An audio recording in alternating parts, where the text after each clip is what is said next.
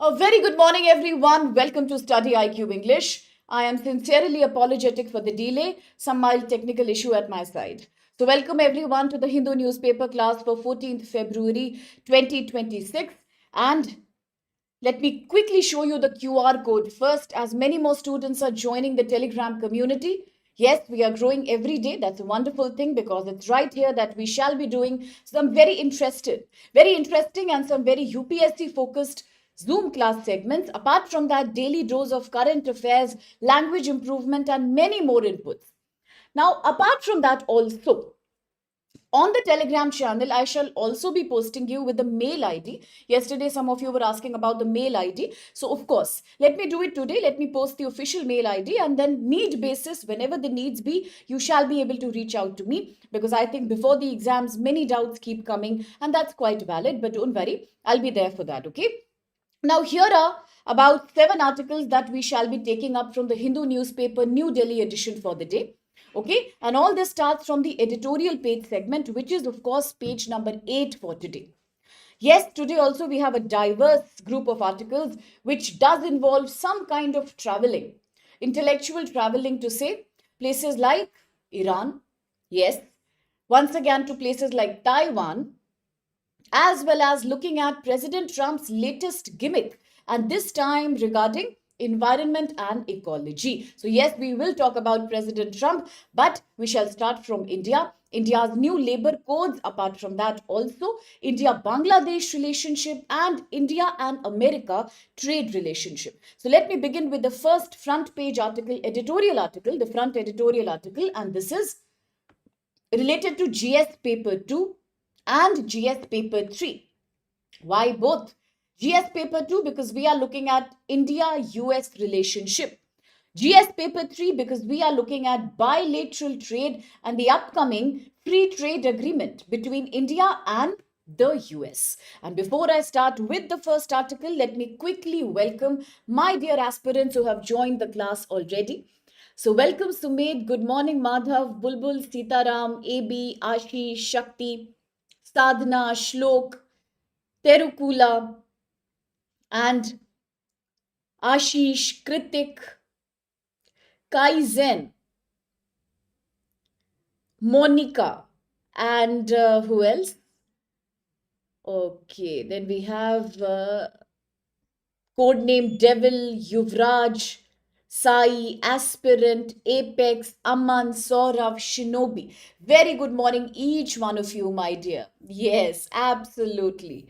That's true. You hate him or you love him, but you need to accept him. Absolutely well said about President Trump there. So, good morning, everyone. God bless you, Bache. Let's begin with the first article. So, please focus on your screen. We are talking about India America bilateral trade agreement and how, if this gets properly finalized, we are stepping into India America free trade agreement. Okay. Let's see what the article has to say. Well, the article is talking about India US interim trade agreement. In one of my current affairs videos, I had told you this is almost looking like an early harvest deal. I repeat, an early harvest deal. Right now, there is no consolidated free trade agreement, but yes, we are negotiating. We are trying. In fact, it is also creating a lot of political controversy in India. Some of the opposition party leaders, including Mr. Rahul Gandhi, is blaming the government that the government is succumbing to American pressure.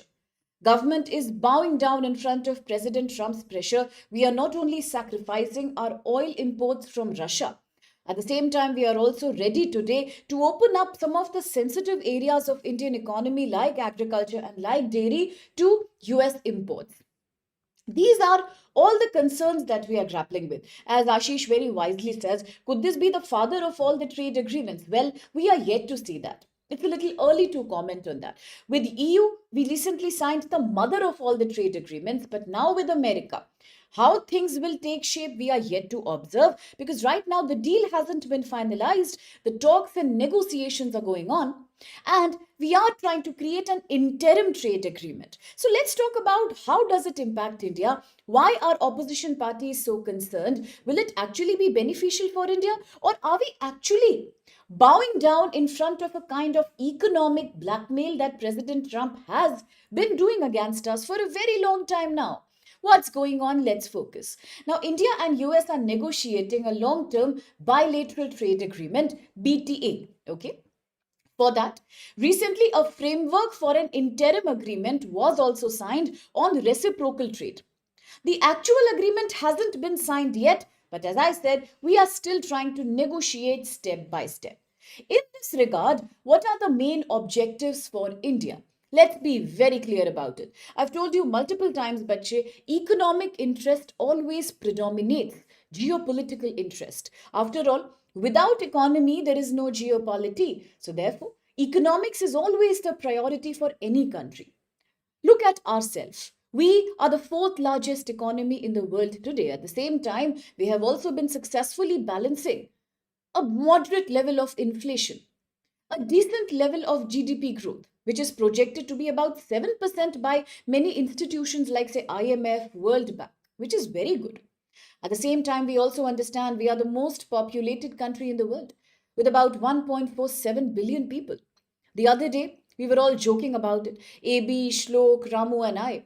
Everyone was laughing when Shlok said, looks like ma'am is believing in Akhand Bharat. Yes, that time we were estimating India's population. So, the highly and the most populated country in the world, we know that. But there are loopholes. Still, there is massive unemployment in our country. Still, majority of people who are the workforce of Indian economy are still related to the informal sector.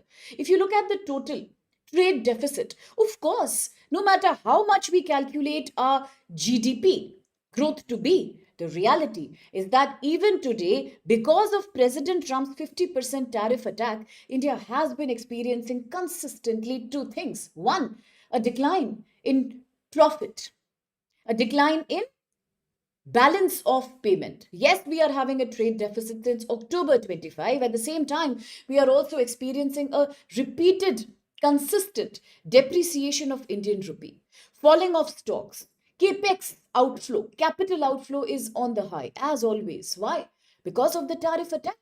India has been busy since last year in diversifying its export market. We know we lost America initially. At the same time, we are now trying to diversify deals with so many countries, but today there is one thing very clear. No matter how much you diversify, you can never compensate for the loss of $48 billion economy that America has been for us in terms of export value. You cannot deny India-America trade partnership, India-America geopolitical alliance through Quad in the Indo-Pacific. So what has India decided? Rather than retaliating too much, rather than fighting openly with America, something like China would do, something like Russia could do, we decided strategic autonomy again. We decided to talk to America face to face on table, and this free trade agreement, this upcoming bilateral trade agreement, is a result of that. Why? Because we are prioritizing two things here very clearly. One, benefit of economy. We are looking at economic growth. We understand that if by the virtue of this bilateral trade agreement, President Trump comes down on his knees and he agrees to reduce India's tariff from 50% to 18%, it will mean wonders for our economy. It will mean once again exporter confidence, more export income, regaining the great export market that US has been to us, regaining confidence among investors, once again stabilizing Indian rupee. And that's what we really want right now. There's another aspect to it. Now, all these manufacturing companies which are sending products to American market, India's key exporters are also labor intensive. We get tremendous amount of job opportunities from all these export sectors like apparel, leather, footwear, gems and jewelry, textile, electronic goods. That's where we get our income from. We can't leave America so easily. Yes, and that's why India is now ready with some concessions and some compromises. You see, nothing in life comes for free. It's very easy to blame the government, saying that the government is falling victim to American blackmail. At the same time, if the government is not compromising a little bit, is it affordable to lose an economic partner like US? Definitely not. So, what is happening now and what's the main objective for India? In fact, there are two main objectives for India. One, economic benefit. We are looking at reduction of tariff from 50% to 18% on Indian goods to American market. I know it's easier said than done. I know it's coming on the basis of compromise, and India is making a lot of compromises here. Nobody denies that. But sometimes these compromises are crucial. Second, apart from economic benefit, the geopolitical partner that America is, if India loses Quad, if India loses US, if India loses exercise Malabar, then probably India will also lose its ability to counterbalance Chinese aggression in the Indo-Pacific. And China is not a country that sits peacefully even 2 days in a row. That we have seen in our past experience. So therefore, to contend with China is a strategic necessity. Now, what are the compromises India is making, and how will the trade deal look like? Focus here.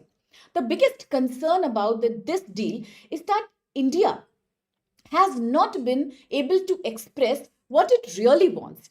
It looks like the deal is a unilateral announcement coming from President Trump. As a part of this deal, it looks like America is the decision maker, America is the input provider, America is everything. And India just follows what America is telling us to do. Too much compromise. Many announcements have come unilaterally from President Trump, not from India and US jointly. An example of that, US clearly said India will now stop buying Russian oil, but we never said that. US said India will start purchasing 500 billion worth of US goods. Yes, but did India promise that? No. US said, I am ready to reduce tariff, but India will also reduce tariff and non-tariff barriers on American products. Did we say that? No. Very silently and very smartly, President Trump has referred to the controversy regarding GM food products. From the very beginning, India has been very categorically clear that no matter what, but we will never import any item, any food item that is genetically modified. The whole big controversy about America's genetically modified cotton and cottonseed oil and various other GMO products. India said we are not going to import them, sorry. But today President Trump says, no, India has promised that India will reduce tariff and non-tariff barriers on myself. But did India ever promise that? India never said anything regarding that. In fact, even till date, the trade deal is getting negotiated, but India has never openly accepted these claims on paper. Never ever. Second shocker is the Russian oil issue. Today, America has said, I am going to reduce 25% of punishment tariff, punitive tariff on you that I had imposed in August 2025, but only on one condition, that India reduce its Russian oil import. When did India promise something like that? Is it easy for India to reduce Russian oil import? A country that provides us a major discount on oil. If you compare it to the crude oil prices coming from Gulf countries, OPEC countries, or US Texas oil, you will see there is a whole big difference of about $7 per barrel. And that's a huge discount. Why should India miss out on that? Now, if you look at Russian oil import in India, India is one of the key importers of Russian oil, I've told you. Apart from countries like China and Turkey, 40% of India's total oil intake comes from Russia. But only because of President Trump's repeated pressure, repeated blackmailing, and repeated conditional FTA, unfortunately, this 40% total share of Russian oil has now fallen down to 25%. I told you earlier. In the last 3 years, for the first time, we are seeing Russian oil imports have fallen to an all-time low. In fact, US has also created a monitoring panel which keeps on judging, which keeps on measuring and estimating how much oil is India buying from Russia. Is this called a free trade agreement? Is this called economic and bilateral trade ethics? Absolutely not. This is pure economic blackmail, nothing else, because such blackmailing reduces India's energy security and independent foreign policy making. Now let's look at another segment. What about trade concession concern? Now, America today, US is saying that I will give you zero tariff in some sectors. But for that also there is a condition, by the way. India has to promise that India will buy about $500 billion worth of American goods. And only then America will give us zero tariff in certain sectors. And how will this help? This will mean India must reduce its import from other countries. If we start importing $500 billion goods from US, what does it mean? Do we have infinite purchasing power? Are we the richest country in the world? No, no country can do that. So when you promise America that I am buying $500 billion goods from you, it means I will stop buying products and services from other countries naturally. This is import substitution from other countries to now only America. This will reduce our diversification of trade. This will also create some friction and some tensions with countries like European Union, with which India has already signed the mother of all free trade agreement. This will impact India's relation with European Free Trade Association, with a select group of countries from EU, TEPA agreement, Switzerland, Iceland, Liechtenstein, Norway. What about that? What about India's free trade agreement with New Zealand? What about India's free trade agreement with Jordan? What about the SEPA with Oman? What about UK-India FTA? Does that mean we are going to cut our imports from all these countries despite the promise that we have made recently? It's like you close your country and you force us to diversify. Today, suddenly you come out of the blue and say, I am ready to open my country, provided you buy 500 billion worth of goods and stop buying from other countries. Is this a joke? Is it so easy? And how will it impact India's foreign policy? Strategic autonomy is questionable. You cannot decide your trade and oil and energy security priorities by being blackmailed from one country. This is hampering India's multi-alignment policy. India is now believing in a newer version of non-alignment. We all understand that. Yes, Shinobi Shlok, Terukula Sitaram, don't we? We do, right? We understand that now India says, I will conduct a deal with all the countries with which I get benefit regarding my economic priorities. This is blackmailing. This reduces our multi and strategic alignment policy. It will reduce India's credibility in the global market. Yes, of course. It's not even a joke that you promise to countries like New Zealand, UK, Oman, Jordan, and EU countries and China. You keep promising them that we are going to buy your products. Indian market is open for you. And suddenly you say, no, we are not going to buy your products so much because now President Trump is saying don't buy. So sorry guys, I'm not buying. Is it so easy? Is it a joke in foreign policy, or what does President Trump think it is? Will it not impact India's relation with Russia, one of the largest defense and trade partner of India since 1971? It will. Will it not impact India's relation with Iran? In the past, it already has. I told you once upon a time, India used to be a major importer of Iranian crude oil only because of American sanctions on Iran and pressure on trade with Iran. India today takes no crude oil from Iran. India today takes no crude oil from Venezuela. Everything is happening under President Trump's pressure. Once again, relationship can be threatened. And what about the global South countries who look at India with utmost respect? Most countries of the global South now are finding voice in India. They expect India to be vocal about the causes of global South, and India has proven that. In COP30, India was the top country that negotiated about common but differentiated responsibility. TFFF, Tropical Forest Forever Facility, Carbon Finance Fund. Back in the meeting of G20, India was the country which had in fact invited African Union to become a part of G20. Long back in 2023 when India headed the summit, India was the country when during United Nations General Assembly meetup in New York in America, in US, India, before the final UNGA meeting, conducted a separate meeting with the leaders of the global South so that we can push for reforms in United Nations Security Council. Good morning, Bache. What about that? How will these countries trust India if India buckles to American pressure today? And who will get the most benefit here? China. China is the country that stands to benefit from this equation because China never comes under US blackmailing. You might wonder why. Very clearly because China has been able to achieve a kind of economic self-sufficiency, what India is planning to achieve by 2047. Atmanirbharta, Viksit Bharat, that's already there in China now. a leader of global manufacturing, a leader in supply chains of critical minerals, rare earth material, AI chip fabrication, semiconductor, API pharmaceutical. China will never be subservient to American blackmailing. Now, the very shocking reality is that when India was punished with 50% tariff, our trade deficit increased last year. But look at China. Despite the threat of 143% tariff initially, China's domestic demand did not suffer.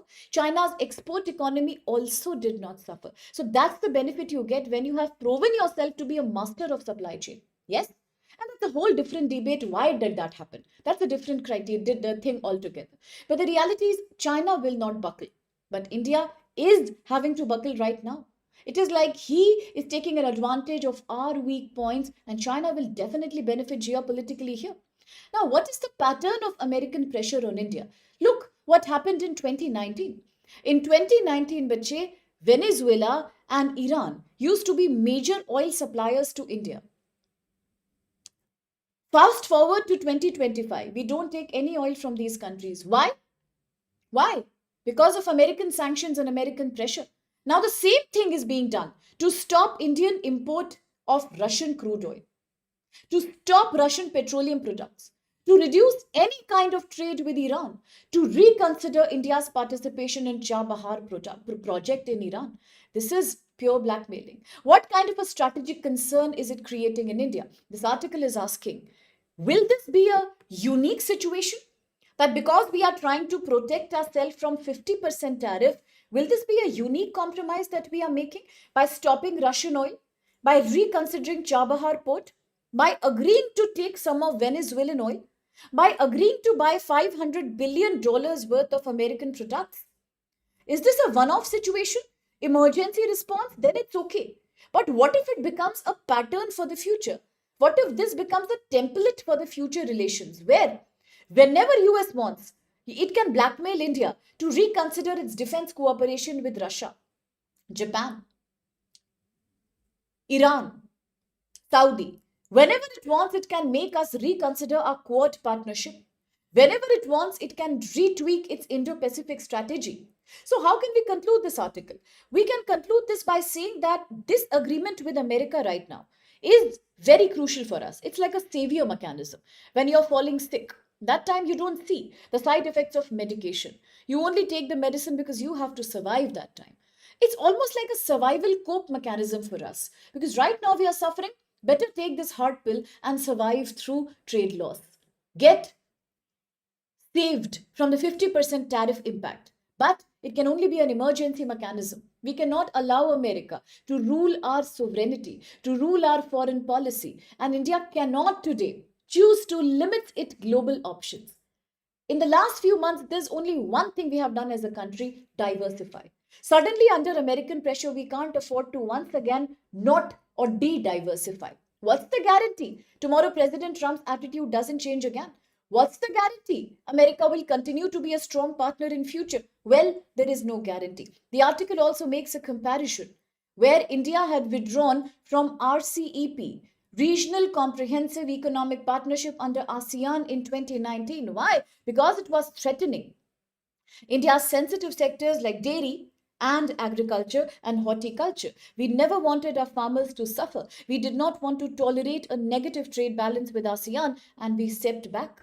That was a decision of strategic autonomy, and we have to maintain that today. If the deal is helping us, well, we must go ahead. But if the deal is too much blackmailing, then India must reconsider once. That's the pitch of this article. Okay? All right. Good morning, Satya. Good morning. Absolutely. Prevention is cheaper than cure. Wow, that's lovely. It could buckle up as a great philosophy essay topic, Madhav. Okay? Quickly, the question. Consider the following statements regarding proposed India-US interim trade agreement. 1. The US resigned it. Resigned it? Cancelled. Cancelled. Stepped back to pawn. Punitive tax, punitive punishment. Punishment. Tariff imposed on India in 25 after India reduced imports of Russian oil. 2. The proposed interim trade framework reportedly includes commitments by India to reduce certain tariff and non-tariff barriers against US goods. And three, India's import of Russian oil have increased steadily since 2025 due to large discounts offered by Russia. Which of these statements here are valid? Oh my goodness, everyone is confident about the second option. And today, why are less students in the class? Everybody is busy celebrating Valentine's Day? Not at all before the prelims exam. Better focus on studies right now. Which of these answers are correct? Yes, Shlok? We need the Lokpal or we do not need the Lokpal?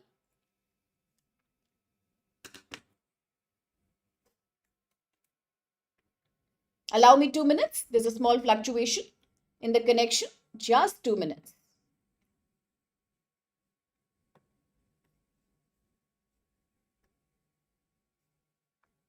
Just 2 minutes. A small fluctuation in the connection. I'm trying to fix it. Okay, bache? Then let's discuss the question. Okay. I hope I'm visible and audible. All right. So everyone is saying B is the right answer. And Shlok says no Lokpal to be invited. Okay, let's see. First is correct. US decided to cancel punitive tariff imposed on India after India has reduced Russian import of oil. Correct. Totally correct or not? What's the confusion here all about? First statement is not correct. And why do we presume it's not correct? Why is everybody presuming it's not correct? First is correct, right? First is not correct or correct? What's the confusion, Bache? First is totally correct. What did US say? What was the condition? US said, I will reduce tariff on you if you reduce your import of Russian oil. So what's wrong here? It's correct only, right? Then how can B be the right answer? What is going on today? Majority is wrong. We are not able to focus. We are not able to focus. What's wrong today? Yes. So what's wrong in that? That's what America said. Already it is announced. No, he has. Already it has announced. From 50% to I will make it 18%. What did he say? He has announced formally.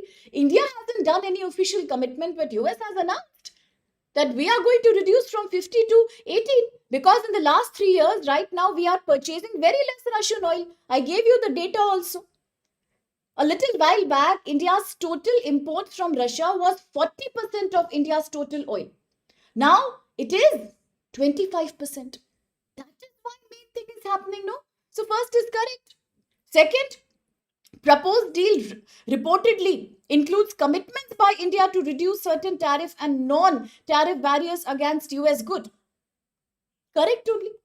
I'm not saying it is finalized, it's a proposed deal. I'm not saying it's finalized, it's a proposed deal. But that's the proposal all about. That's the proposal. Otherwise, why do you think opposition parties and farmers in India are protesting? Why are they protesting? They are protesting for a reason or not? What's that reason? Because that's what India is saying now. Fine. What choice do I have as a country? If you are ready to reduce the tariff from 50 to 18, then might as well I will also give you some tariff and non-tariff concessions. So where is it wrong? Correct only, right? What about the third one? Totally wrong. We know, Bache, that we were the largest, one of the largest importers of Russian oil along with China and Turkey, right? But now what happened? In the last 3 years, our import of Russian oil has become so low from 40 to 25%. Okay. So that's why third is not correct. It is all time low right now. That's why people are blaming. Why are you succumbing to US pressure? Because we are succumbing. We are succumbing. Initially, we succumbed in the case of Iran, then in the case of Venezuela, then temporarily for Chabahar port. Today, same thing on Russia also. So then C should be the right answer, not B. So what Lokpal should I call today? I'm only in a state of shock. Majority is only saying the wrong thing. What to do? Yes, it is punitive. No, technically AB, it is not considered a punitive tariff because something that's falling from 50 to 18 has seen tremendous benefits for us. There is no upper line that 18 is punitive or 20 is punitive. Any tariff that's well above The protocol of most favored nations is technically punitive. But right now we are coming from a space of 50%. We are coming from a space of economic loss and trade imbalance. So from that standpoint, it is a major benefit. No wonder rupee is slightly more stable. No wonder stocks are jumping up after a long time. No wonder today investors are showing confidence in Indian market. Absolutely. And if you compare with some other countries, even if you look at countries like Taiwan or say South Korea or Japan, which America really respects in terms of the technology that they have, that is also being tariffed on a quite a similar scale. So it's fine. Okay, it's one of the lowest. Yes. Is it clear to everyone? Is it clear to everyone? Absolutely, Eric Bache. What about Terukula Sitaram? And why is Kojumba not here? Why is Vikash not here? Why is Reshma not here? Let me ask them on Monday what were they up to. Okay. Let's proceed with the second editorial article. The labor codes refine wage empower the worker. So yes, Bache, we are looking at a very interesting topic from GS paper 2 right now. We are looking at social security. We are looking at vulnerable communities in India, and the most important vulnerable community in India is not just the caste, it's not just the gender, it is a mix of both. It is the informal sector, blue collar and grey collar employees of India. This is one of the most important vulnerable segment in India. Yes? Good morning. Can we break this article down now? Okay. Thank you so much for summarizing for us, Sitaram. What about Ramu? Ramu is not in class today. No comment I have seen for a very long time. Yes? You're not there, Ramu? What's wrong with my students today? Okay. Second article. Let's quickly break it down, Bache. Listen carefully. India has consolidated. Sitaram has just clarified. So his comment is very crucial here. Indeed. India had an elaborate set of labor welfare laws. Okay. But now what has happened? Indian government decided that we should also focus on the informal sector employees. After all, they are a major contributor to GDP. They are a major segment of India's workforce. We also understand that in India, if you look at the entire workforce, what is workforce? The number of people who work in the economy, who contribute to national income and GDP. So it was decided we might as well also benefit people who are the informal workers, like say GIG, like say platform workers, like the EWS segment, like the vulnerable communities. And then India decided to consolidate existing 29 scattered laws into 4 consolidated labor laws, something like what Sitaram just said. So which are these 4 new labor code laws that the Indian government has consolidated since 2019? They are Code on Wages 2019, Industrial Relations Code, on which yesterday we have done an article, if you remember, which is about regulating relationship between the employee and the employers in factories, industries. Then Code on Social Security, the most important, where now the government is trying to provide pension, insurance, medical care leave, maternity benefits even to the workers of informal sector, GIG and platform workers. And the last, Occupational Safety, Health and Working Conditions Code 2020, that makes sure that all the workers are protected from occupational accidents. They do have a safe environment to work in. Very good. Absolutely, Sham and Eric. They are all about providing a very pro-worker environment. Although the government is being very ambitious about these 4 laws, but in reality, the laborers have a problem. Many trade unions are complaining that all these labor laws have in fact taken away, snatched the power of labor union, trade unionism, consolidation of labor rights and bargaining power of the labor by providing laborers direct welfare, direct benefit transfers from the government itself. The bargaining power and the collective strength of laborers is getting compromised. That's what they are saying. So what is this article saying now? Article is saying there is nothing wrong with the labor laws. This article is protecting and supporting these labor laws. The article says no matter who says what, but in reality, these labor laws are all about making the life of employees better in India. What is the aim of these labor laws? The aim is to consolidate existing 29 scattered laws into solid 4 dedicated ones. Yes.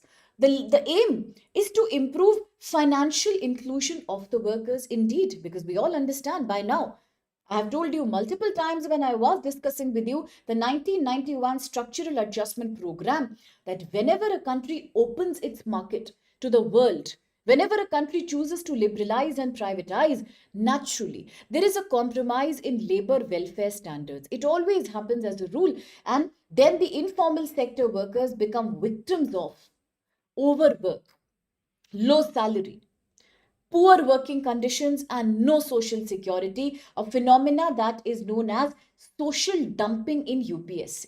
Yes, the aim of the labor laws is to protect people from social dumping. Another aim is to act against feminization of poverty. While feminization of labor is a common thing that happens in the informal sector, mainly in agriculture. But through these labor laws, by giving women maternity benefit, paid medical leave, pensions, insurance, and social welfare policies, we are also trying to support these women and protect them from the trap of feminization of poverty. Yes, very important words for economics, okay? You should be very clear about all these. Plus, the article is saying, what's wrong with these labor laws? They are trying to improve social security coverage. Should we not celebrate them? Absolutely, it relates to Marxism. Indeed. And indeed, it is about bringing the informal sector under some security coverage, but at the same time, many trade unions are still opposing it. They are saying they are anti-worker, but this article says no, these are pro-worker. What's the key reform that is included in these labor laws? The biggest reform is definition of wage, salary. Earlier, many companies and factories used to keep basic wage as low as 30 to 35% to reduce provident fund and gratuity contributions. It was deliberately kept low, but now it's not the case. With the new labor security code 4 codes total, the wage and the salary now has to be compulsory, at least 50% of the total remuneration. That's a great thing. It provides liquidity and purchasing power to workers. How will it impact? Higher provident fund saving, higher pension benefit, much increased gratuity payment, and another very interesting thing has happened. Now, the fixed and the permanent workers will start getting eligible for getting gratuity payment immediately after 1 year of service. Earlier, they had to wait for 5 years to be eligible for gratuity. Now, no more. After 1 year of permanent job, you start getting gratuity. Earlier, contract workers received no benefits at the time of job loss, no terminal benefits, but now things are not like that. They will be getting some benefit. Absolutely, Satya. Making work contractual. Even a temporary work has to be covered by a written piece of document. That's the biggest change we are bringing to these people, because you all know that these people are victims of vulnerable or hidden unemployment. Hidden unemployment. Now, no student should be confused between disguised and hidden. This is hidden unemployment this is being experienced by the workers of informal economy, and that's the reason why we call them as ghost employees. Why are they called ghost employees? Who are the ghost employees? Pink collar, grey collar, and blue collar workers are ghost employees. Why? Where is their contribution on paper? Who can show it? They never get a written job contract. They never get any kind of pension or social security. There is no written proof of their work. While they do contribute to GDP, much higher, but nobody is seeing them. They are invisible when it comes to tax calculation. They are invisible when it comes to social security. Hence, the ghost employees. So now what will change? They will get a fixed wage, 50% of total remuneration, written contract. Absolutely, Satya. And apart from that, they will also be beneficiaries of gratuity. That's wonderful. How will it help them? It will give them financial security. It will reduce their vulnerability tomorrow if they become victims of cyclical unemployment. Now, again, this is a good word here. Cyclical unemployment. I keep telling my students, the most common kinds of unemployment in India are only four, bache. If you look at village, it's disguised and seasonal. If you look at city, it is structural and vulnerable. But cyclical unemployment is a more common phenomena of developed economies where market determines the job. But now in India also, ever since we have chosen to privatize, ever since we have chosen to liberalize, cyclical unemployment is very common. What do you mean by that? It means A worker is working in a factory or a company and suddenly the factory closes down and the worker is unemployed. Is it the fault of the worker? No. It is because of the business up and down. That's called cyclical unemployment. And these social securities codes will protect such workers in the case of cyclical job loss. Now, coming back to another thing, how will it impact private companies in India? It will impact private companies like IT and infrastructure companies because they will now have to pay a higher amount of money to workers in the form of social security. Earlier, nobody used to pay money to these informal workers. Now, I have also explained in one of my Hindu classes that there is a mild difference between informal sector of the economy and unorganized sector of the economy. Who remembers when I told about that? Sitaram Terukula. Can you please confirm? I remember you were there in the class, Bache. Yes? Who remembers? Aspirant was there, Satya was there, Saurav was there. When I spoke about the difference between informal and unorganized sector, they are also not the same things. I told you sometimes big companies like Amazon, Microsoft, or say Google, Meta, they used to have two kind of employees, they still have. One are the white collar employees, engineers, software, HR. All these are covered by fancy HR policies within the same company. Within the same company, you have a certain set of workers who do not have any HR protection because they are the easy hire, easy fire labor. Who are these people? These are the people who provide food, catering, lift management, washroom maintenance, plumbing, electricity, floor maintenance. These people are also working for the same company. But is their life the same? No. Because they are hired through a vendor system, not directly. Hence, they are not covered by any HR benefit. And this is a critical example of unorganized sector. Can you tell this person that he is working in the informal sector? No. He will say, I am a plumber, but I work for Amazon. Amazon is quite a white collar company in India. It's a multinational company. So you can't tell a plumber or an electrician or a lift coordinator who's working in Amazon that you are an employee of informal sector. He will say, no, I am not. I work for Amazon. He is not informal sector employee, but he is an unorganized sector employee because he has been hired through a vendor system, a third party. And therefore, he's an easy hire, easy fire labor. While on paper, he works for Amazon. But does he have the same right as other white collar employees of Amazon have? No. So unorganized sector comes between the formal and the informal economy. Here the people may work in the formal sector, but they work still in the blue collar domain. Yes? Very good. Contract based work. Excellent, bache. Outsourcing policy for cheap labor. The most living example of social dumping. Look at these people. Look at these people. Now, under the Social Security Code, they will have to be given more social security contribution. And that's why IT companies may face a problem. Earlier, it was very easy for them to come and operate in countries like India, China, Vietnam, Philippines. If they operate in America or UK, they will have a problem because labor standards are very tough. They will get sued. That's why they outsource their operations to India, because in India, there are no such labor laws because of structural adjustment program. Any labor law can be broken down here. What a paradox. India is a co-founder of International Labour Organization 1919 and social dumping is predominant. Why? SAP, LPG, 1991. So then what happens? This is the reality. Now the time has come that companies may have to think again because India may not be a very suitable destination to save money if the labor codes are strictly implemented. So now what happens? It will benefit the economy because if laborers get more money, they will have a higher purchasing power. Will it not impact India's domestic demand in a positive way? Yes, it will. And what about the social security? This is the most important code, social security code. For the first time in India, we are trying to bring GIG workers, platform workers, unorganized sector workers under the ambit of benefits like insurance, provident fund, under medical leave benefit, maternity benefit, possibly menstrual leave as well.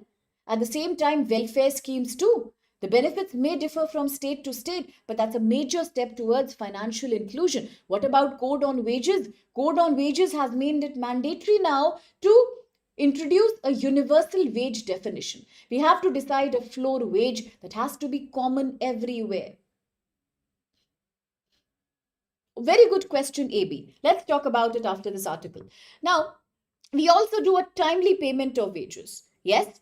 Now, this helps stabilize workers' income. And how will it help us in the longer term? It will, because earlier labor laws were all fragmented, they were outdated, and they were too complicated to implement. Who will follow 29 set of labor laws? Nobody.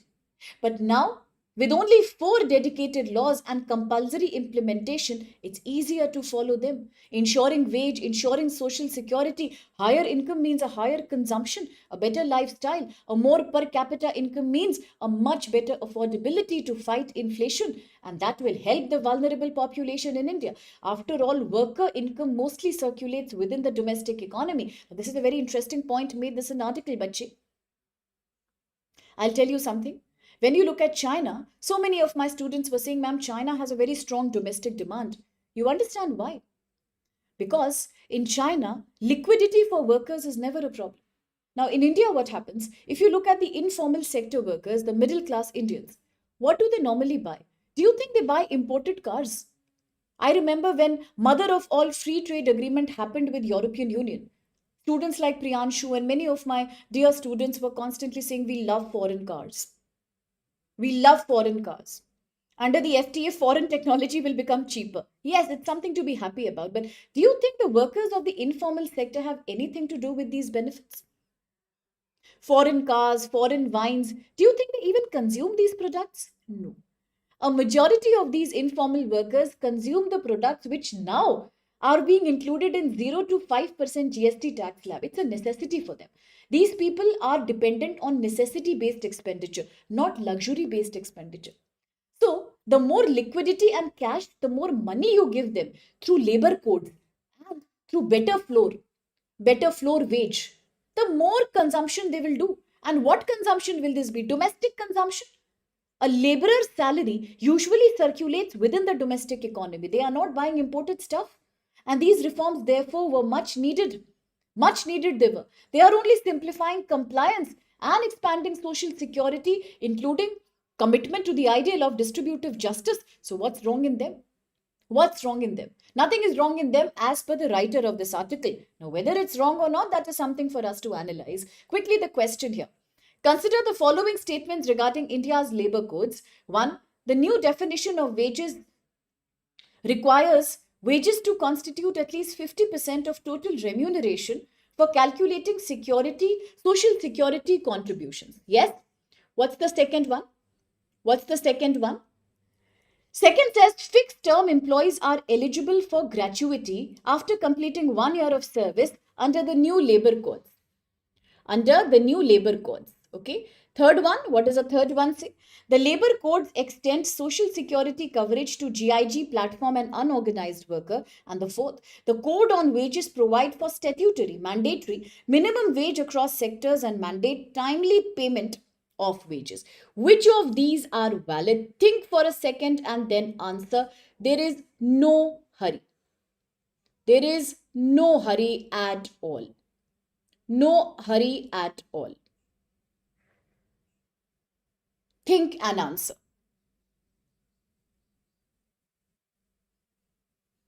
Okay? Think and answer. Which of these are valid? Think and answer. I'm trying to refresh the comments.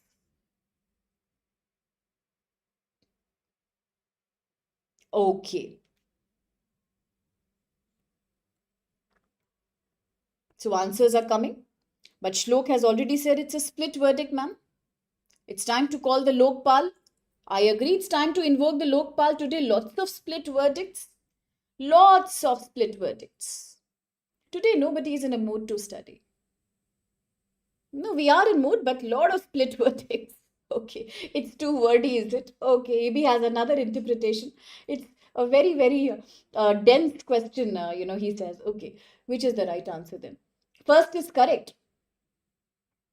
Absolutely correct. That's what we said. First is correct. Didn't I discuss with you? Earlier it was 30 to 35%. Now what is it? Yeah, absolutely. Now it's correct only. Second, correct. Fixed term employees are eligible for gratuity after 1 year. Earlier they had to wait for 3 years. Aspirant was asking what's gratuity. But gratuity is a one-time lump sum payment that is given to an employee after the employee leaves the job. in case of death, in case of any accident, in case of any resignation. After you do a long job, the lump sum money that you get is gratuity. Earlier, you had to wait for 5 years to be eligible for that. Now, just 1 year. Second is also correct only, no? Third one, the labor codes extend social security to GIG, platform, unorganized workers, and all these workers in the, say, blue collar domain. So, correct or not? Correct only. That is only social security code. Retirement also, yes, 2020. What about the fourth one? The code on wages provides for statutory minimum wages across sector, including timely payment of wage. So, what's wrong in that? That is also correct only. So, D should be the right answer. Everything is correct here. What is wrong? Which one of these are wrong? I don't see anything wrong here. Statements are tricky? No. Social Security Code is also a part of the Labor Code, bache. These are 4 consolidated labor code. Remember Sitaram was explaining right now? What were the 4 social security codes which have now replaced the earlier 29 codes? Which were these? I told you, no? Code on wages, Social Security Code, Occupational Safety and Working Condition Code, and Industrial Relations Code. So what is wrong in that? Who is celebrating? Ashish and Shloka celebrating, is it? You have an issue with third one. No, it does cover. It covers GIG workers. That's why these codes are being created. Okay, so all these are correct statements. The first statement is correct. What did I say in the beginning of this article? I started this article by telling you that, bacha, listen one thing. And that one thing very clearly is that earlier in India, things used to be very different. Why? When you define wage, earlier, companies used to deliberately keep wages below or as less as 30 to 35% to reduce PF and gratuity contribution. Now that has changed. The wage must be at least 50% of the total remuneration, giving more money to the workers. Very good question. What's the difference, cyclical and seasonal? Now, seasonal unemployment is more common in rural India. Why does it happen? Because India has 3 agriculture seasons: Rabi's, winter, Kharif, the one that includes the growth of products like rice, that also causes stubble burning problem. And third is Zaid, watermelon, cucumber, and all of that, summer crops. What happens between these 3 seasons? During the peak harvest and peak sowing seasons, people have job. But in between, there is no work to do, so people are unemployed. They have nothing to do. Farmers' income is a seasonal income. It comes when time is there for harvesting and sowing. In between, they are sitting empty, no work. This is called seasonal. Only few months of the year you have a job, rest nothing. That's more with rural. But it is true in the case of construction laborers. They also experience seasonal unemployment in case there is a curfew, pandemic lockdown, in case there is a monsoonal flooding or a communal controversy. Yes? Correct. Now look at in the case of cyclical unemployment. What is that? Cyclical unemployment is an unemployment that happens with fluctuations in business cycle. Market will not be the same. Sometimes stock markets or business companies are registering profit. That time when they have more revenue, they will hire more people naturally. But times come when their incomes fall down, their revenue is getting lost. Now what will they do? They will fire the laborers. Easy fire, easy hire. That is private sector. No? Sometimes, let alone firing, company itself closes down. Company itself closes down. Then what will employees do? They will lose their job. Why did they lose their job? Was it their mistake? No. No. They did not lose their job because of lack of ability. They lost the job because company only got closed. This is cyclic. It fluctuates with economic depression, financial crisis, profit loss. That's the difference. Typically, cyclical is more common in the case of developed economies, but now, owing to high privatization in urban India also, you often see experiences like mass layoffs, and companies shutting down. That's a typical example of cyclical. Is it clear? Great. Quickly, the next article, Bachi. Yeah, you can say that, Satya, in a more colloquial way. Quickly, the next article. Editorial, let's quickly do it. A decisive mandate. We are looking at India's longest land neighbor. And which country is that? Bangladesh. So we are looking at Bangladesh. Yes, we have seen the map of Bangladesh. Let's look at the map of Bangladesh again. A country with which India shares the longest land border. Okay, enveloping many states, the largest one cutting through West Bengal here in the left. You look at the map and let me quickly explain what is going on, bache. Yeah, your statement is rather cryptic, Shlok, but it's clear. If you see the meaning, it's valid. What you've said is valid. No problem. Okay, quickly the article now. What is happening in Bangladesh? You all must have seen on the front page, one party has won landslide victory in Bangladesh. Yes, but does everybody in my class know what is the political landscape of Bangladesh? Do all my dear students know? Very good, Kritik. 4,000 kilometers plus border with Bangladesh. Very good, bache. Does everyone in my class know? Everybody is aware that what's the political landscape of Bangladesh? What happens, Saurav? What's the concern, bache? Everybody knows everything? Let me quickly summarize in 2 lines. Which are the main parties in Bangladesh? What's the landscape of Bangladesh? Only 2 minutes. Listen carefully. In Bangladesh, there are typically three main political parties right now. Okay, 3 main political parties. One, and the most predominant one, is BNP, the one that has won the election, landslide victory today. It is led right now by whom? Yes, by Khalida Zia. Her son. What is the name of the son? Tariq Rahman. The name of the son is Mr. Tariq Rahman. He is the one who has won a landslide victory in Bangladesh right now. Very, very good. Absolutely, Eric. Siliguri border. Santosh tells us the exact number, 4095. Very nice of you to say that, okay? Now, listen, bache. These are the 3 parties, okay? The biggest and the most common is BNP, Bangladesh Nationalist Party, led by the modern leader known as Tariq Rahman, the one who has now won the election. No problem, Terikula. I absolutely understand, bacha. Second main party, Awami League. Which is the second party, bache? Awami League. Who is the leader of Awami League? The leader of Awami League is the lady who is right now seeking refuge in India, Miss Sheikh Hasina. She is the daughter of Sheikh Mujibur Rahman. Who is Sheikh Mujibur Rahman? Father of Bangladesh. Who is the father of Bangladesh? Sheikh Mujibur Rahman.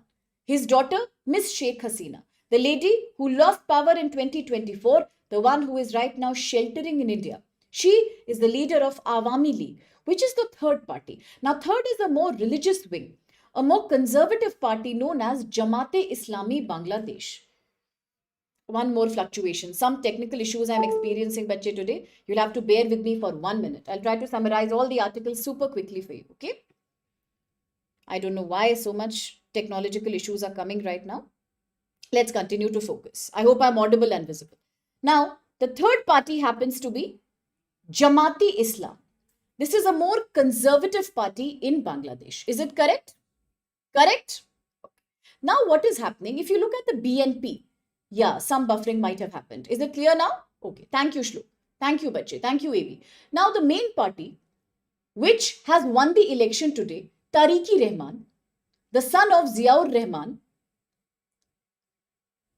Zia, the lady that you were talking about, Khalida Zia, Ziaur Rahman, their son Tariq Rahman has won the election with a landslide victory right now. But as they are winning the election, they have to face a very strong opposition from a major Islamic party known as Jamaat-e-Islami Bangladeshi. Now, this is a party that right now is the main contender for the party that has won, the BNP. So, let's see what has happened right now. Right now in Bangladesh, politics is largely dominated by Awami League versus BNP rivalry, whereas the strongest influential opposition party happens to be very radical, yes, Jamaat-e-Islami Bangladesh. Now, what are the political developments? Bache, in Bangladesh's first election, ever since Miss Sheikh Hasina has lost power in 2024 and she came to India to escape the death verdict given by some crimes tribunal in Bangladesh, this is the first election that has happened. And who won? BNP, the nationalist party led by Tariqi Rahman, has won with a landslide victory. He will now become the Prime Minister of Bangladesh. Now, the July National Charter reforms have been approved, but the Jamaat-e-Islam has emerged as a major opposition party. So election is now creating a big opportunity for finally some political stability in Bangladesh. At the same time, India's recalibration of relationship with Bangladesh. Why? Because Tariq-e-Rahman is becoming prime minister. This is the first elected government after Sheikh Hasina had exited in August 2024, a long period of instability. Yes, the interim government in between, after Miss Hasina went off and now before Mr. Tariq will become the PM, in between, who was the leader? Who was the leader in between? Muhammad Yunus. And under him, India's relation with Bangladesh had suffered while Bangladesh slowly drifted towards countries like China more. India had an unstable relation with Bangladesh. Now, what will be the challenges for this new government, BNP, and Mr. Tariq Rahman in Bangladesh? One, to restore democracy, which is now in shatters, to release political prisoners, to reach out to the people of Awami League, to manage a stronger opposition. Jamaati Islam may not have won the election, but Bache, remember, he has Jamaati Islam they have won 75 parliamentary seats, their best performance until today. Yes, so what's the concern?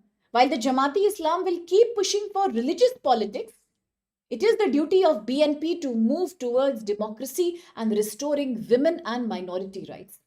What's the main agenda? Voters believe in July Charter referendum, which means a new caretaker government system should be there. Prime Minister's role should be curtailed and reduced, no dictatorship, and creating an extra upper house of the parliament with proper proportional representation. Will this impact India-Bangladesh relations GS paper 2? Yes.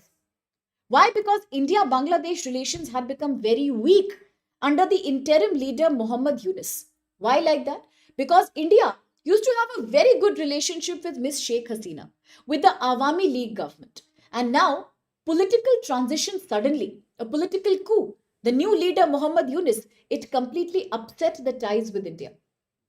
India had a very strained relationship with BNP earlier also, because New Delhi has given shelter to a lady who is being considered as a refugee, as a political escape prisoner from Bangladesh, Ms. Sheikh Hasina. Yes? So, what should India do right now? India needs to rebuild trust and more engagement with BNP. In the last 2 weeks, we have seen too much controversy between India Bangladesh relation. One, the refugee crisis. As SIR is happening in West Bengal, Ms. Mamta Banerjee has gone to the Supreme Court of India and has said that Bangladeshi refugees and immigrants are being targeted and being excluded from the voter ID. Issues regarding immigration are predominant. Second, Bangladesh's pro-China attitude under Muhammad Yunus has worried India. Third, recently America, US and Bangladesh have signed a trade agreement under which Bangladesh, which is the largest producer of cotton textile, will start taking all the cotton raw material from US and will not import as much from India. Once again, upsetting the export import great integration between the two countries. Yes. So now the time has come where India must recalibrate a fresh relationship and recover from Bangladesh's close relation with China, Pakistan, and United States. That's the key project for India. Both countries should focus on trade, connectivity, security, cooperation, better people to people ties. India's mission in Bangladesh must get security. Indian minorities in Bangladesh must not get sidelined and marginalized. At the same time, we must reduce the hatred and the anti Bangladesh immigration rhetoric in India. We must have a softer attitude towards Bangladesh and not really have the hatred because we feel it is leading to immigration crisis. Now, there are sensitive issues that will remain. For example, Miss Sheikh Hasina. She's a wanted fugitive in Bangladesh right now, but she's in India right now. Handling this issue with utmost sincerity and sensitivity will be challenging. Today, BNP victory creates a scope, at least scope of political stability, scope of reigniting relation with Bangladesh, which was almost dead under the interim government, Mr. Muhammad Yunus. And in case Jamaati Islam would have won with a majority landslide, In that case, it would have been very difficult for us to recalibrate a better relationship with Bangladesh. So we must see opportunity in this confusion. Yes, that's the main article. Quickly, the question, Bachi. Yes, Sitaram. Consider the following statements regarding recent developments in Bangladesh and India-Bangla relations. One, the interim government led by Muhammad Yunus came to power after the electoral victory of Bangladesh Nationalist Party. Second, India's relation with Bangladesh faced a strain during the interim government period following Sheikh Hasina's removal. And three, Awami League traditionally maintained close relations with India compared to Bangladesh Nationalist Party. Which of these statements are correct? Beautifully answered. I think after a long time, initiated from Terukula Madhav and Sweetie and Kritik Sumit Shakti Shlok aspirant Anoop AB, codenamed Chip. Finally, I'm seeing some majority verdict. No more split verdict. Apex as well. Rajnishwar and AB as well. Charmer, Sadhana, Shlok as well. I don't think there is any split this time. Is there a minor split? I didn't say any split. Is the first statement correct? Totally not correct, Bache. Can't be correct. The interim government was led by Muhammad Yunus. It came to power after the electory of BNP? No. After BNP's electory, who will come to power? Mr. Tariq Rahman will come to power. The son of Khalida Zia and Zayur Rahman. Yes, who was exiled in London, UK for a very long time. Finally, he is returning to politics. No split? Yes. No need for Lokpal? Yes, Munna, Vaibhav, after a long time I'm looking at your response, makes me so happy. First is not correct. If first can be eliminated, second is correct? Absolutely correct. Yes. Third is correct? Totally correct. So is B the right answer? Indeed. So do you deserve the first round of applause for the day? Of course. Of course, you deserve the biggest round of applause. Yes, very good. Great elimination technique suggested by Sweetie as well. No problem, Bache. Really well answered. Now we are almost done with the large articles. Allow me just last 5-6 minutes to finish the remaining. The next article is coming from GS paper 3. We are looking at economy. We are looking at India's telecom sector. Quite recently, as we were looking at the concept of duopoly, a monopoly by two players in the market, we also referred to telecom sector, where everyone, including Sumedh, Terukula, Ramu, and Shlok was saying in telecom also we have a duopoly of Jio and Airtel. Yes, so we are looking at, what are we looking at? The telecom sector. Now, why was she exiled? She was exiled, Kritik, because she was blamed for a kind of genocide that happened back in 2022, and her government is being blamed for not trying to control that genocide. In fact, she and her home minister, Kamal Khan, they both have been given death penalty by an international crimes court in Bangladesh. And that's the reason she has been exiled, and that's the reason she has escaped, and now she is sheltered in India. But then there shall be a political pressure to have her back in Bangladesh. That's the controversy. Okay, very good, Terukula. Civil aviation and geopolitical. Brilliant. Terukula needs a round of applause for that. Civil aviation, geopolitics, and telecom duopoly. Very good, bacha. Let's look at the article. What are we saying? Thank you so much, Madhav and Shakti. That's super kind of you. Okay, quickly coming to the article. What is the article saying? Article is talking about a verdict by Supreme Court. He's Tariq Rahman. Yes, he's the new leader now. He's the new leader now. Okay, all right. Now, what is going on? The Supreme Court of India, the Honorable Court has said telecom service providers, TSP, telecom service providers do not own spectrum. They are not the owners of spectrum. Spectrum is a public resource owned by the government of India, owned by the people of India. Therefore, spectrum cannot be treated like an asset during a situation where a telecom company goes bankrupt or a telecom company is declared insolvent under the Bankruptcy Code of India, the IBC code, the Insolvency and Bankruptcy Code in India. Okay, in case we are using this code, Insolvency and Bankruptcy Code from 2016. Under this, if we close down a telecommunication company, if it's insolvent or if it is shut down, It doesn't mean that these companies before their closing can treat spectrum as their own asset, because spectrum is not their asset. Spectrum belongs to public, spectrum belongs to the government. What is spectrum? What do you mean by spectrum? In the case of telecom sector, listen bache, spectrum, also called as radio spectrum, means the range of electromagnetic frequencies that are used to transmit wireless signals like mobile calls, internet data, television, or radio signal. If I was to explain spectrum very simply, I would say it is an invisible thing. It is an invisible, intangible airwave that allows wireless communication to happen. For example, Wi-Fi, for example, radio broadcasting, television signal, satellite communication, mobile phones. All of these are using different frequency bands of the spectrum. Yes, but these are invisible waves. And what is the nature of the spectrum according to the Honorable Supreme Court? The Honorable Supreme Court says spectrum is a limited natural resource. It is a very precious natural resource today, and the union government has the control of it. It is about public, it's about government and the trust that the government has in it. It doesn't belong to any private telecommunication company. Yes, because telecommunication companies are only supposed to get a limited control of spectrum, conditional use of spectrum, a license that can be revoked, a license to use the spectrum that can be revoked later. Nobody can claim an ownership or propriety right or an intellectual property right over the spectrum. You can't do that. So, what does the Supreme Court say? The court says that in the insolvency and bankruptcy codes, whenever they are implemented and whenever a company is closed in telecom sector, they are closed only with regards to assets owned by the corporate debtor. Under this code, IBC code, the code says it provides a time-bound process to solve bankruptcy or insolvency of companies and individuals. But telecom companies do not own the spectrum.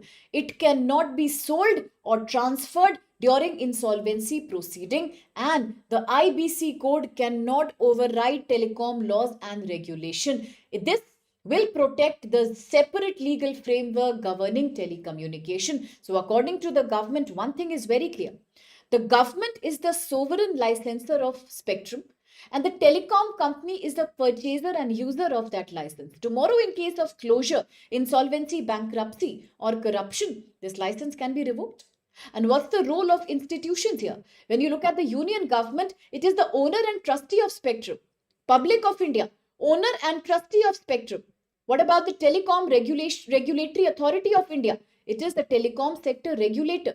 Together, they will control telecom's legal framework. It doesn't mean that spectrum rights can be given to these companies. Now, why is this court case being happening?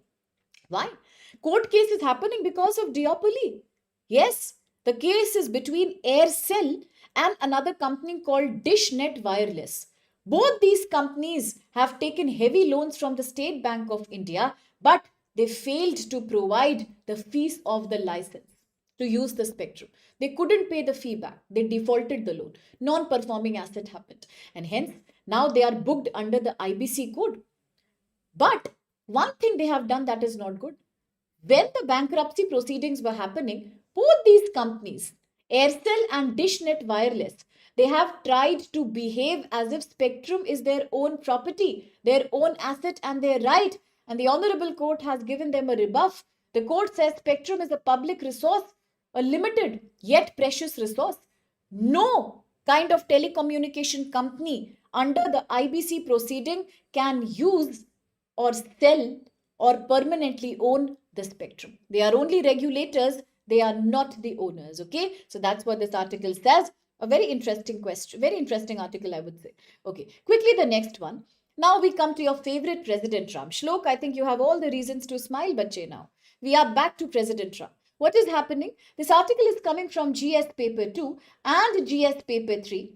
And before I show you what exactly is going on, just listen to one thing very carefully. You all understand that the world is dominated by only 2 or 3 legally binding climate treaties under United Nations, and both these treaties were created under UNFCCC. that was itself created as a part of the Rio Earth Summit. Okay, UNFCCC Rio Earth Summit. Now, we all know under the Rio Earth Summit, UNFCCC, it has two legally binding protocols. One is the 1997 Kyoto Protocol that is mandatory on developed countries. Another is the Paris Agreement 2016 and 2015 that is mandatory only on all the countries, each and every country. Yes? Correct. Then, of course, you have the United Nations Environmental Program. Very good. Headquartered at Nairobi. Very, very good. Yes, UNFCCC 1992. Kyoto Protocol 97, Paris Agreement 2017. Now, all these are forcing the countries, legally binding the countries to control their greenhouse gas emission and carbon emission by 2030 to a certain percentage of the GDP. But in reality, when we keep happening the conference of party summits, the recent one we had at Belém, Brazil, we know it was an eye-opener. None of the developed countries, including US, was ready to submit and update their nationally determined contributions. None of these countries, the developed ones, are ready to fulfill their promise under Paris Agreement of giving $100 billion per year to the developing countries to switch towards green, clean energy. Nobody did that. Rather, no country is committing to carbon finance. No country is ready to follow the principle of common but differentiated responsibilities. That's the problem. He, after that, openly announced that he will abandon UN and 66 other treaties that are a part of UN. Let alone, he said, I am not going to show any respect for UNFCCC. Today, he has done something even more shocking. What has he done? President Trump today has revoked Environmental Protection Agency, EPA, 2009 endangerment finding in his own country. What has he done? He has revoked.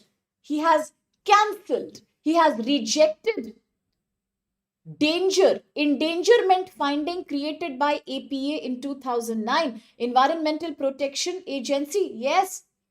What was this finding all about? This finding said that greenhouse gases are dangerous to public health. They are dangerous to the environment.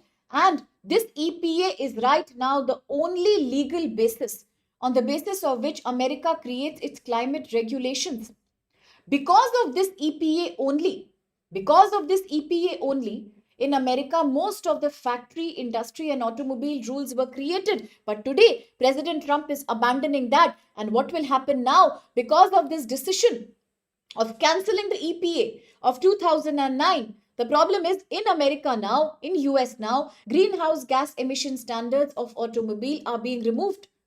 Other climate rules may also get weaker, like power plant carbon emission cuts rules, methane emission rules for all oil and gas companies.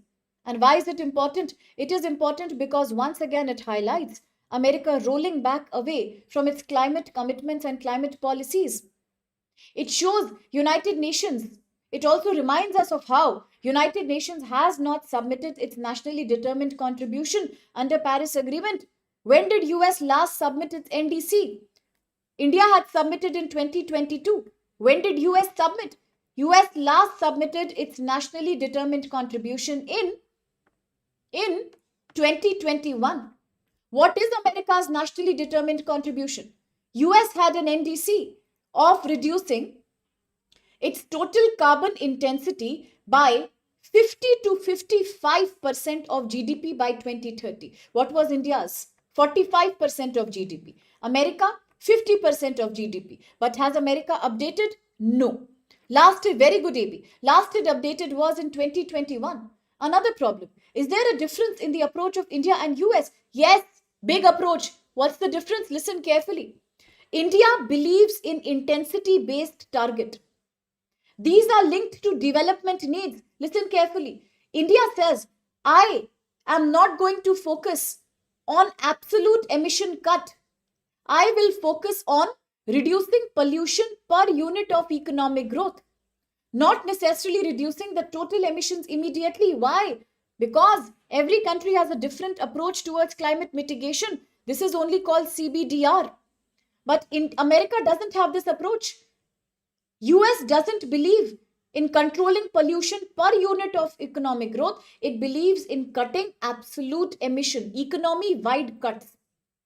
But the problem is, today as US President is rolling back on EPA 2009 endangerment mandate, the main issue will become that US will now increase its greenhouse gas emission. Although the decision may face legal challenges, but it has raised a very big debate in US itself between climate action supporters and fossil fuel industry supporters. How can we conclude this article? We can say that repeatedly US has been undermining the value of multilateral institutions like UN and UNFCCC Paris Agreement. Today, by rolling out EPA mandate, once again US has proven that developed countries are least committed to climate mitigation. The burden disproportionately falling upon developing countries such as us. Yes? Now the last article for the day. Once again, your favorite President Trump. This is GS Paper 2 International Relations. What has happened? President Trump, under his government, US and Taiwan have signed a new trade deal. What is the deal all about? See the map and I will tell you about the deal. Look at the map, bache. For those who are new to the lecture, the last 1 or 2 weeks, here is Taiwan. Please very carefully look at Taiwan. Taiwan has a northern area that is known as Yonaguni Island. All my students know about it. It's an area which was a flashpoint between Japan and China in 2025. Then China keeps using another island in its territory named as Pingtan Island, from where China keeps attacking Taiwan repeatedly. Because under Chinese philosophy, Taiwan is a part of China under China plus policy. Yes, the whole controversy about who owns Taiwan goes to 1945 World War II period when Japan had surrendered Taiwan, but Japan never clarified whether it's giving Taiwan to the Communist Party in China, mainland China, or the small faction of China settled in Taiwan. The controversy is raging therefore. But in reality, Taiwan is also a major military base for US. US also counterbalances China by supplying lots of military and defense equipment to Taiwan. In fact, President Trump has told Taiwan repeatedly that spend at least 5% of your GDP into defense, quite like the NATO countries. American president has been very clear about saying that outside NATO, I believe that Qatar in West Asia and Taiwan in Southeast China Sea are my two important military standpoints. What's the controversy now? US has once again signed a trade deal with its ally Taiwan. Under the deal, although Taiwan will remove 99% of its tariff on all the imported goods from US. 99% tariff will be reduced from Taiwan into all the goods coming out of US imports in Taiwan. In return, Taiwanese export to US will face about 15% tariff, similar to what US does with all other trading partners. That means Taiwan will also be covered under the same trading policy like all other partners of US, fulfilling the promise under most favored nation. But it is a buyer's deal. While Taiwan has reduced 99% tariff on US imports, US is giving a 15% tariff to Taiwanese imports in its economy. What does it mean? The deal aims to increase the trade between US and Taiwan. US products will become super cheap in Taiwan, encouraging more and more imports from US. Taiwan, but still will have to pay certain tariff on its exports to America. Now, this US-Taiwan deal has given a massive tension to another country in the area known as China. China considers Taiwan a part of its territory, not a separate country. And China has said we are very worried with the increasing official engagement between Taiwan and other countries, exclusively the US. When the US will sign a deal with Taiwan, China sees this as an attack to Chinese autonomy. China sees this as a part of America's future threat against Taiwanese acquisition. China says it's an attack to my sovereignty. Now, not just US, many other countries in the world have never clarified what do they think of Taiwan. Whereas most countries say that yes, Taiwan is a part of China, Hong Kong is also a part of China. Agreed. One country, two system policy. No problem. But despite agreeing to that, most countries, including US, continue to treat Taiwan as autonomous. They keep on doing informal trade relations with Taiwan. They keep supporting Taiwan's security, Taiwanese economy. Trade agreement between US and Taiwan is only going to make tensions between US and China more strict. Now, what about Taiwan? Why is America so fixated over Taiwan? Because Taiwan is a leading producer of semiconductor, like Shlok says. Taiwan is central to the global supply chain of semiconductor technology. So therefore, for US, Taiwan is a great provider of semiconductor. Yes? Okay. That's it for this article. A quick last question for the day. Consider these statements. China considers Taiwan as an integral part of its territory and opposes official agreement between Taiwan and other countries too. The US maintains formal diplomatic relations with Taiwan as a sovereign state. And three, Taiwan is an important player in the global semiconductor supply chain. Easy question. Very easy question. Think and answer. Absolutely AB. Well said, Bache. Oh my god. Split verdict. What should I do? Where should I go? Split verdict. Whom should I express my pain to? Tell me. Where should I express? Split verdict. Time to call the Lokpal. Please invoke the Lokpal. My students are really up to something today. Valentine's Day and no one is in a mood to study. Total split verdict. Fractured verdict. Invoke the Lokpal. We have a controversy. Which statement will be the right answer? Let's quickly break it down. Chip, Urupam, Rajnishwar, Santosh, Kaushik, Terukula, Sweetie, Sumed, AB, everyone is answering and I'm really happy. But there is a split verdict. No problem. Trying is very important and I'm happy you're trying. Let's look at the answer. 1. China considers Taiwan. Very good, Terukula. That's the spirit, bacha, which I want to see in you until you give me a rank. 1. China considers Taiwan an integral part of its territory and opposes official agreements between Taiwan and other countries. Of course, it's correct. Because China is very insecure about any country dealing with Taiwan. So 1 is correct. That means please eliminate C right now. And now 2. US maintains a formal diplomatic relation. But what did I say when I was reading this article, when I was sharing this article with you? What was I discussing with you, Bache?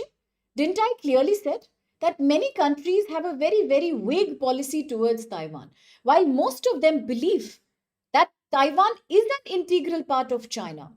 But most of them also never really stop themselves from engaging with Taiwan. Now, we all understand that US supports Taiwanese autonomy and it maintains an informal relation with Taiwan. In a very formal diplomatic way, US says, okay, Taiwan is a part of China. Agreed. But in reality, US maintains an informal relation with Taiwan. So it doesn't maintain a formal diplomatic relation, bacha. It maintains an informal relation, making second statement wrong. Now that second is wrong, D definitely cannot be the right answer. What about the third one? Taiwan is an important player in global semiconductor supply chain. Now what's wrong in this one? Totally correct. So which is the valid answer? A is the valid answer. So a big round of applause for trying so well. Big round of applause for trying so well. Absolutely, I believe in you, Terukula. And from my side, through the Zoom sessions, I will do whatever it takes to ensure that rank comes to you. Lots of blessings, bache. Okay, we are almost done now. The last thing before we go is a quick look at the map of Iran. Don't leave without traveling to Iran. Don't leave without traveling to Iran. Just one last look at Iran, bache. Iran, which is experiencing a major internal revolution for the first time after 1979, has also been repeatedly threatened by American presence. Now, here on the map, you can see Iran, and I know all my students know Iran thoroughly now. All of them understand the boundary that Iran shares with Iraq on the left, the small little Persian Gulf. We all know there is a place here that is very famous in the world. It is known as Strait of Hormuz. All my students know that. Narrow strategic choke point. All my students know in the left here there is another choke point in Yemen named as Bab al Mandeb. But I was very surprised that day. Very surprised as few of my students mail me. Now, these are my old students as well. I don't know exactly when was I engaging with them. But they are saying that, ma'am, for the exam, only 3 strategic points are important. Strait of Malacca, Strait of Hormuz, and Strait of Bab al Mandeb. No, that's not true. That's not true. We have some more straits in the world that are very, very important. One of them belongs to North America. Another one belongs to South America. The third one is also there. That is related to Japan. Now, there are 5 or 6 strategic choke points that you have to know by heart. Although we keep talking about 3, Hormuz, Bab al Mandeb, and Malacca, there are 2, 3 we have never spoken about. And I want you to be clear with them. So, yes, Suez Canal absolutely is an important one at the top of Mediterranean in Egypt, linking Mediterranean to the Red Sea. Then there are many more important ones. Drake Passage, you can say, or the Denmark Strait, you can say. We will talk about all this. I will do it through the Zoom session so that we can have short, quick sessions on exclusive isolated topics like these. Okay, let's not mix up everything together. We'll do that. Very good, Vikash. Okay, all right. Having said that, on this map you can see both. You can see both the strategic choke points, right? What is happening now? Terukula already told us. United States is repeatedly sending aircrafts to area near Iran. Why? To threaten Iran. What has US done now? It has sent world's largest aircraft carrier, USS Gerald F. Ford, to West Asia. Another US aircraft carrier, USS Abraham Lincoln, which Iran had tried to shoot a drone towards, was also launched. It is already waiting in the Arabian Sea near Iran. Controversy happens and America attacks. America is behaving like a watch CCTV right now on Iran. Now, why is America doing this? To pressurize Iran to agree to do negotiations with US on its nuclear enrichment, uranium enrichment. Why will Iran do? Iran had already done another agreement with US and other countries of P5 UNSC, JCPOA. Did America respect that agreement? No. In 2019, unilaterally, America cancelled that agreement. Why will Iran once again take a risk and sit with America and do a fresh agreement to say that I am not going to do nuclear enrichment again? It is a show of US military strength, not diplomatic relations. Is there a bigger concern? Yes. Other countries in West Asia are worried. They are worried of another war that may happen. Already Israel-Palestine is ongoing. Already Israel has been engaging time and again with countries like Qatar. Now there is a hatred between Iran versus Israel. Hatred between Iran versus Saudi. Too much controversy in Yemen. Controversy between Saudi Arabia and UAE as well. Who wants another war, by the way? Nobody wants another instability in West Asia. But US, by continuously increasing its military setup in West Asia by deploying such large aircraft carriers, is only trying to pressurize over its nuclear enrichment program. And it is not justified, because this is not what you call diplomacy. This is a pure show of power. This is not authority. This is a force. This is a nude show of power. That's all we can say. That's it for the Hindu class. So well done, Bachi. Great participation, great enthusiasm. And this is the learning spirit I want to see in each one of you until exams, until your final interview is done. From my side, I will enable everything that I can, not just through the Hindu class, but also through Telegram, through whichever I can, material that I can enrich you with, whichever questions I can enrich you with. So maintain this learning spirit. And today on the main channel, I will have a science and technology current affairs segment. Time will be announced on the channel itself, but not English channel, the main channel. Okay, so God bless each one of you. Thank you so much for being there, for your lovely interaction. And today on 14th February, the rank booster sale is coming to an end. So if anybody is enrolling before 12 a.m. midnight today, you will get a flat 50% off on any course that you purchase with us. Plus, if you use code SPLIVE, even more discount. Okay, God bless you. I'll see you tomorrow. Thank you, Bache. Each one of you, every single student here. Lots of blessings to you. Lots of good wishes. Lots of love from my side. Thank you. Thank you, Kritik. Okay? I'll see you tomorrow. I think it's going to be, I'm not sure, but I don't think it will be